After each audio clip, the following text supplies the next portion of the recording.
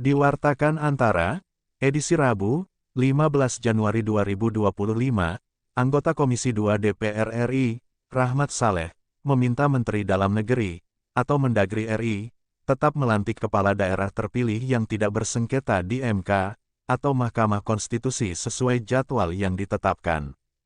Menurutnya, wacana penundaan pelantikan kepala daerah hingga Maret 2025 tidak memiliki dasar yang kuat, karena kepala daerah terpilih yang tidak bersengketa di MK tidak memiliki persoalan hukum. Untuk itu, pelantikan harus tetap dilaksanakan Februari 2025, sebagaimana dijadwalkan. Ini menjadi pertanyaan kita. Patutnya, pelantikan tetap dilakukan sesuai ketentuan yang sudah disepakati, kecuali untuk pilkada yang bersengketa di MK, kemudian ada putusan MK yang memang harus ditunggu, kata Rahmat, dalam keterangan tertulis yang diterima wartawan di Jakarta, seperti dikutip Antara. Jika pelantikan kepala daerah ditunda, dia menilai, harus ada kejelasan hukum. Terkait pengunduran jadwal pelantikan untuk keserentakan, menurut Rahmat, tidak bisa dijadikan sebagai alasan. Dia juga menyebutkan, Pilkada serentak 2024, digelar di 545 daerah, terdiri dari 37 provinsi, 415 kabupaten, dan 93 kota. Dari jumlah tersebut, MK meregister 309 perkara hasil pemilihan kepala daerah. Artinya, lebih dari 200 kepala daerah terpilih yang tidak bersengketa, menjadi korban karena harus menunggu seluruh proses sengketa pilkada di MK tuntas. Bukan hanya itu, termasuk masyarakat akan menjadi korban, karena ada tumpuan dan janji kepala daerah terpilih yang ingin mereka rasakan, tertunda, ujarnya.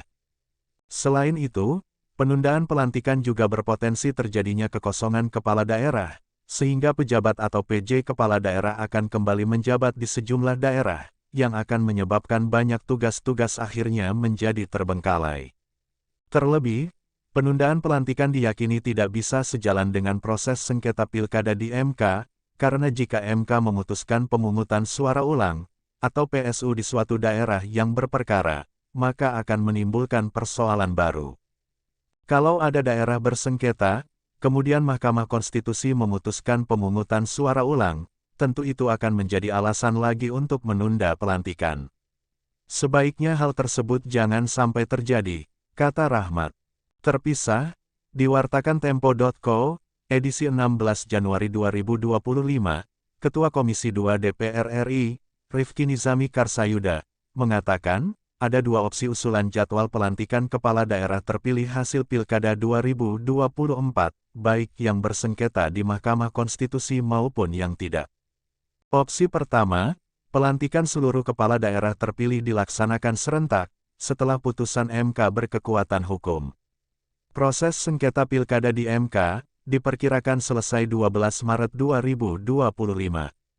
Pelantikannya, diserahkan kepada Presiden, karena dasar hukum pelantikan adalah Perpres, atau Peraturan Presiden. Opsi kedua, untuk kepala daerah terpilih yang tidak bersengketa, pelantikan dilaksanakan serentak terlebih dahulu.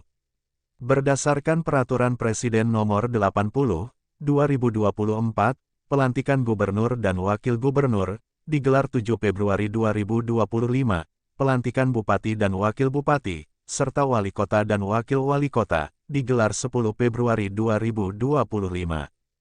Dan serentak, untuk mereka kepala daerah yang bersengketa sesuai putusan MK, apakah mau pemungutan suara ulang, perhitungan ulang, dan seterusnya setelah nanti putusan MK didapat, kata Rifki Nizami.